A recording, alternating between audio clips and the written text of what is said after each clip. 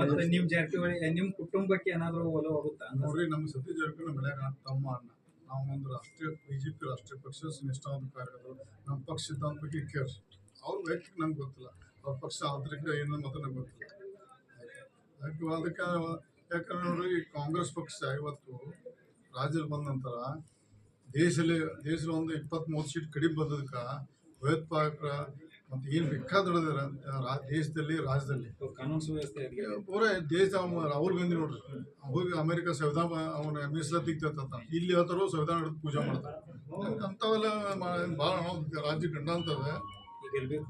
ಯಾಕಂದ್ರೆ ನೋಡ್ರಿ, ಕಾಂಗ್ರೆಸ್ ಕೊಡುಗೆ ದೇಶಕ್ಕೆ ಸ್ವತಂತ್ರ ಸುಳ್ಳು, ಅವ್ರ ನಾವು ಕೊಟ್ಟರು ಸುಳ್ಳು. ಎಲ್ಲರೂ ಅದು ಕಾಂಗ್ರೆಸ್ ಅಂದ ಒಂದು ಯೂನಿಟ್ ಇರ್ತಾರೆ, ಎಲ್ಲರ ಹತ್ರ ಮೆಂಬರ್ ಇರ್ತಾರೆ. ಈಗೇನೆಲ್ಲ ರಾಷ್ಟ್ರೀಯ ಪಕ್ಷ ಇರ್ಬೋದು, ಸ್ಥಳೀಯ ಪಕ್ಷ ಎಲ್ಲ ಕೂಡ ಮುಂದೆ ಸ್ವತಂತ್ರ ಹೋರಾಟ ಮಾಡಿ ಸ್ವತಂತ್ರ ತಂದರು ಭಾರತಕ್ಕೆ 1947.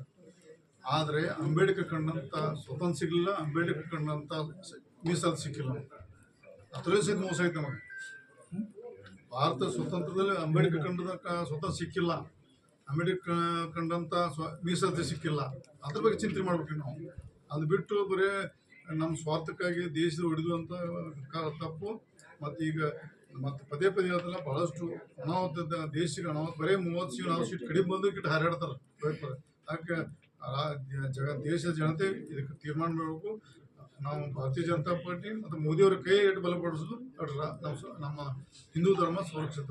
ಸರ್, ನಿಮ್ಮ ಅನಿಸಿಕೆ ಪ್ರಕಾರ ರಾಜಕೀಯ ಅನುಭವವನ್ನು ಒಳಗೊಂಡು CM ಸಿದ್ದರಾಮಯ್ಯ ಅವರು ರಾಜೀನಾಮೆ ಕೊಡ್ಬೋದಾ ಸರ್ ಈ ಮೂಡಾ ಪ್ರಕರಣದಿಂದ? ನೋಡ್ರಿ, ನಾವು ಪೈಲಾ ದಿವಸ ಇದನ್ನ ಯಡಿಯೂರಪ್ಪ CM ಪೊಸಿಷನ್ ಇದ್ದಾಗ ಸಿದ್ದರಾಮಯ್ಯ ಮಾತಾಡ್ತಾ ಒಂದು ಪ್ರತಿಯೊಂದು ಶಬ್ದ ವಿಚಾರ ಮಾಡಿ ಡಿಸಿಷನ್ ತಗೋಬೇಕು. ಇಷ್ಟೇ ನನ್ನ. Thank you sir.